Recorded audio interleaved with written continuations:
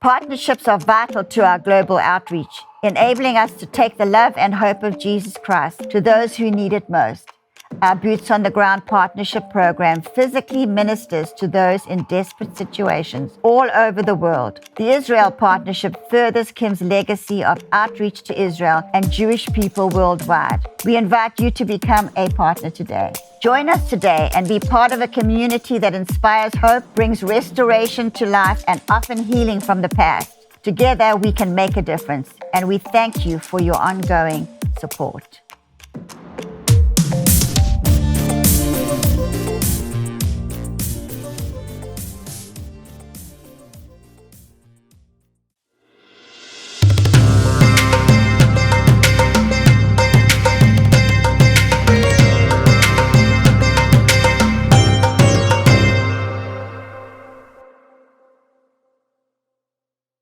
Shabbat Shalom and welcome to Israel Update. I have Doobie here with me. Doobs, thank you so much for being with me.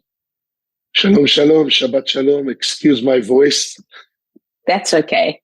So for everybody out there, we're obviously keeping you updated with everything that's going on. And this week has been another really bad week with what's happening with Israel. Just absolute tragedy. Doobs, why don't you talk to us about what happened with the soldiers that were lost in Gaza? Yeah, I want to start by saying that, I hear more and more people getting in touch with me and asking like direct questions and asking me about those issues and disasters of the war.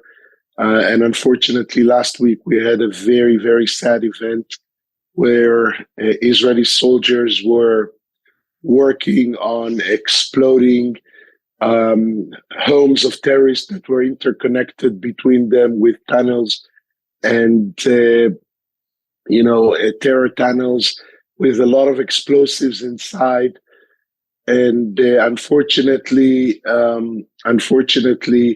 the Hamas terrorists were spying on them. They saw that the soldiers were there busy in installing all the explosives and everything just to blow up those buildings and these tunnels. And they launched a few rockets at the soldiers on the buildings while they were prepared.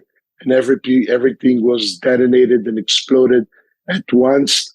And 21 soldiers and dozens of others, 21 soldiers were killed and dozens of others were badly injured into the hospitals. This was a terrible, terrible week. And, everybody would be just jumping from one funeral to another. It really devastated the nation of Israel. But I want to remind everybody that this is a serious war against a serious enemy. It's not a game. And a lot of people out there are saying, how come Israel, one of the superpowers in the world, is not just taking them down and finishing this? It's not that easy. The situation is very complicated. It could be the same questions asked about America in Afghanistan, or America in Iraq, or America in Syria. Us, the democracies of the world and the westernized nations, we had a code of behavior. We have rules of engagement. We are committed to the international law, and we wage war in a very legal way, and trying as much as possible to avoid from anyone who's not involved to be hurt or injured. And we are fighting a war with gloves on our hands and surgically. Those buildings could be taken down from the air with one or two bombs, just a small, quick airstrike, and all could go away. But there were civilians in the nearby areas. There were people that are not probably engaged in the war that would be injured. So the army took measurements of just the right quantity and the right amount to hit only those buildings and these homes of the people that were involved, and to spare those who are probably involved in some way, but they didn't hold arms and, guns in their arms. And that's the reason why it's taken so long. And that's the reason why it's not really a fair war, although we are a strong power and we have the ability to literally flatten Gaza and kill everybody there, just like America had this ability in every war that they waged, all the last wars of the 20th century, America could have done the same. But that's not how we fight our wars. And that's what the enemies of Israel and the enemies of America are taking advantage of, is the fact that we fight a war that is a righteous war with tools that are coming only to hit those who are fighting directly against us, while the enemy doesn't care. He hides among civilians and shoots first at civilians. You know, Dubes, you're right. It is such a tragedy. And I know so many people have asked me the same question. If Israel's so powerful, what's happening? And you said it. You said it on last week's Israel Update show. You said if Israel was actually genocidal, the war would have ended on October 8th. But because Israel cares more about the citizens and civilians in the Gaza Strip than the Gazans do, than the Palestinians do, they are using, everybody keeps saying respond, adequately. But what Israel is doing in an attempt to save civilians that actually want to take Israel out of the picture completely, in an attempt to protect those people, Israeli soldiers died. And that just goes to show, and it sort of shows us and speaks to the way Israel functions, who they are as a people, who they are as a nation. And they do have the force to take it out. But because there's 136 hostages still in Gaza, because they're not trying to actually just kill everybody, they're having to go about this in a slow manner. And it can be frustrating from the outside to watch, but imagine how much more frustrating and infuriating for the people who are directly involved. I think about these soldiers. In the war, when you give an order to a soldier, the soldier tries very best to do and fulfill the orders. And yes, you mentioned the hostages and the people that are captured in Gaza. And you have to realize that in the beginning few days of the war, nobody really knew how many people were kidnapped. Nobody really knew what was going on there. The routine is just go after them and just kill anybody who you see with any guns or anything like that. And they could have done it right in the first few days, like we said. But Israel is very different about this. And, a lot of people today, when it unfolds and the whole situation is unfolding, and there's a lot of, I would say resentment in some parts of the public against the way the government is conducting the negotiations about the kidnapped people, while the Hamas is really trying to put Israel down and to stop the war and take advantage of everything and not really real quick release any of our hostages, and for us to give them all the aid needed and ceasefire and you name it.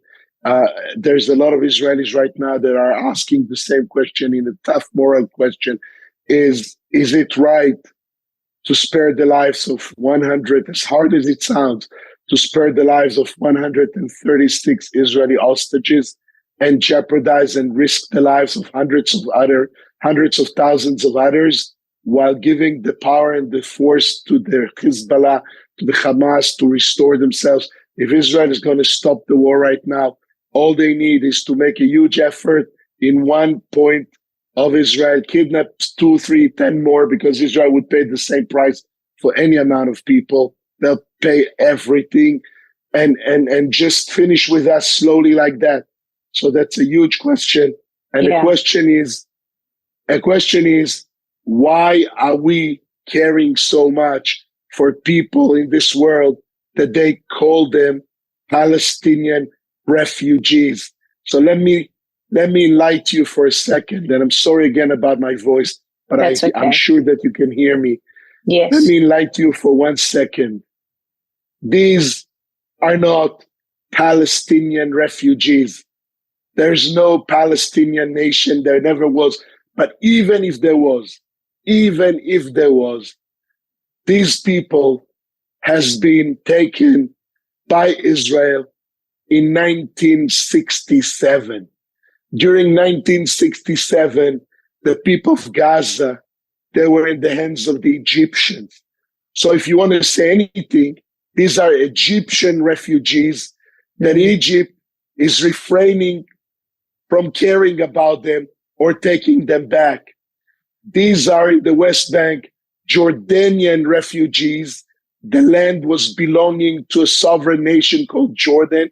The Jordan is preventing themselves from taking them back or asking for this land or these people back. Literally, when Egypt and Jordan signed a peace treaty with Israel, the first condition was, don't talk with us about those territories. We don't care about these people. They gave us a hard time. They're going to give you a hard time. They were our punishment. They're going to be your punishment. They don't want them. They don't want them back. And Israel is the only people in this world who's trying to preserve them, to prevent them from dying, to help them, to give them jobs, to care for their health. When these are times of non-war, because there was never times of peace, when there's times of non-war, hundreds and dozens of thousands of these people are coming to get. We were together in Shalva when we have seen every Tuesday there is the Palestine Day and people, and then we've been together in Save a Child's Heart, and every week these people are coming to be treated medically in Israel, medically. So I don't understand. We care more about them than their own leadership, and the world is blaming us. Now, as we speak, in a few hours, the Hague Tribunal is going to give a resolution about these stupid allegations by South Africa against Israel. They might even choose and decide to put all kinds of sanctions over Israel. Listen, we are the victim here. Although sometimes the victim might be and look stronger. Anybody who's have eyes in the eye, eyes in the head, they would say that even though America is the strongest superpower in the world, 9/11, America was the victim. The victim, yes. And nobody sees us as the victim. Yeah. Doobs, you're so correct. And, for everybody watching, we're recording this on a Wednesday. And so that's why Doobie's saying in a couple of hours, there's going to be this vote. But, just for everybody watching, please keep praying for the protection of Israel, for the protection of the citizens, and the protection of the soldiers. I don't understand how leaders of the West can listen to the death cult declaring their desire for genocide against the Jews and say, we don't believe you. You don't actually want to kill the Jews. They're proving over and over again with their actions that's exactly what they want to do. And so even though the situation does sometimes feel hopeless, I want to remind you that Israel has been here for thousands of years. The Jews have been here for thousands of years. And at times they were the only ones standing with nobody else around them, completely alone, but God still preserved his people. And so we trust in the God of Israel, and we stand with Israel. We stand with our Jewish brothers and sisters. And I'm just reminding you to carry them in your hearts. If that's what the show is for you, to give you an update, tell you what's happening, give you some perspective, the reminder is to pray. Pray for the peace of Jerusalem. Pray all who love her walls will prosper. That is what we've been told to do. Jerusalem, if I forget you, may my right hand forget its skill. Now is the time for us to really take note of that. I feel it deeply. Oh, it's deep and terrible, Christie. And I feel I was sobbing and I was crying. Me too. Yesterday for hours as one news bulletin follows the other one, and you know how it comes on my phone. Please join us to the funeral of Corporal once and this, and please join us on the funeral of Sergeant this and this, and please join us in the funeral of Major this and this. And it kept on going the whole day. The announcements, the notifications are coming, and the story and the faces of these people. And they were reservists, so everyone was married and everyone has children in their homes. They destroyed families and homes of people. And that's the way of war. But I'm telling you, and I'm telling the rest of the people of Israel who are devastated, this is a war. It's a serious war. We will win, but there's a price and a toll to pay. And if God wanted us to go through that, God has the reason, as hard as it sounds. But sometimes the only way to put us on the right track is to forge us with fire. And I think, unfortunately, that's the history of the people of Israel, because we go from war to war. We live on our sword until the return of Messiah. And this would be the time, because there's never another way to appreciate and admire the shalom, the peace of God, the peace of Messiah. If you haven't experienced the darkness, you will not appreciate the light. If you never experienced being in a war, you will not understand the benefits of peace. And unfortunately, sometimes there's hard-necked people. We need the reminder from God. So I'm sorry about that. But God, whatever it is you want us to go through, we accept it. We accept it with faith and love. We trust in you. We know that all you want is the good for us and for the people who believes in you. And if sometimes it looks like we are in a trap, in a dire situation, there will be a breakthrough. There will be a breakthrough. Sure. Powerful, Doobs. Yeah. Sure. Well, excuse me. Again, everybody, thank you so much for joining us. Doobie and I are here every week on a Friday. And I'm just encouraging you, please keep praying. Please don't stop.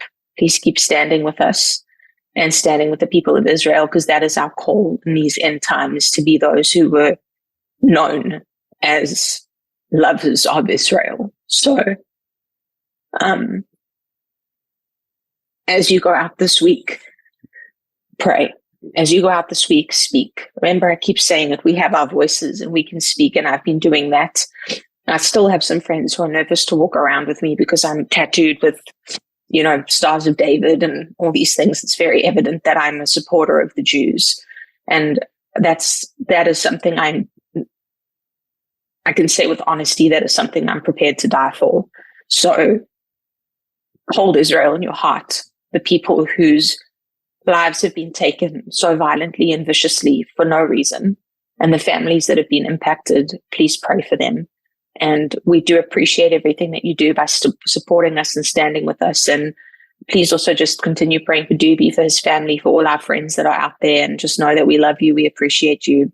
And we'll see you next week right here at israelupdate.org. God bless you. I want just to give you guys one promise. The second that these terrorists will release our hostages and put down their guns, Israel will stop. Will not fight anymore.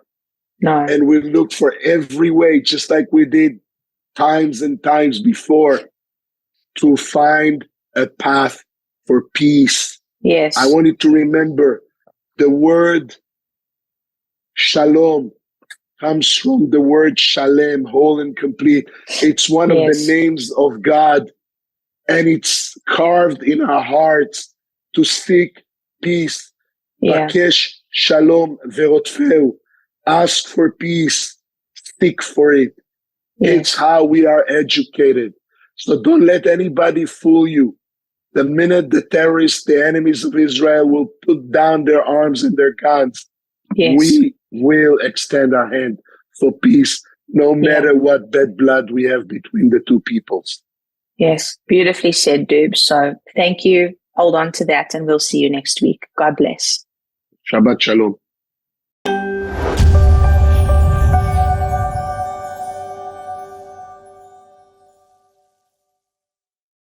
If you missed Real Life, Real Faith, which is out now, make sure you watch it. This week, Pastor Farr, Bree, and myself are speaking about trust issues. We're going to be having a conversation, looking at scripture, talking about ourselves, each other, our experiences. And I know that trust is something that every single Christian has to come to terms with. So whether you're somebody who's dealing with trust issues, or you're somebody who feels like you've really done a great job with settling that within yourself, wherever you find yourself on this playing field, I know that the show is for you. So make sure you go and watch it. You can click the links or go to real-faith.tv. Make sure you do not miss it. You can go and watch Real Life, Real Faith now.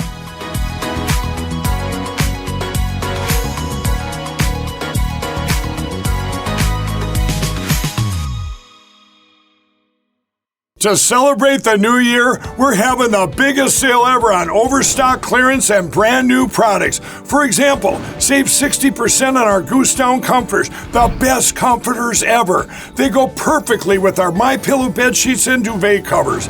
Save 25% on our brand new kitchen towels. They're made with the same technology as our famous My Towels. Our initial quantities are extremely low, so get them now before they go. Our seasonal flannel sheets are finally in. You save up to 50% and they sell out fast every year, so order now. They're truly the best flannel sheets you'll ever sleep on. Or save up to 80% on all our clearance items. And this is where it gets even better. For a limited time, your entire order ships absolutely free. So go to MyPillow.com or call the number on your screen. Use that promo code to get deep discounts on all MyPillow products. And for a limited time, your order ships absolutely free. We here at the House of Destiny are partnering with you to let our viewers, of course, know about your company. It's Beverly Hills Precious Metal.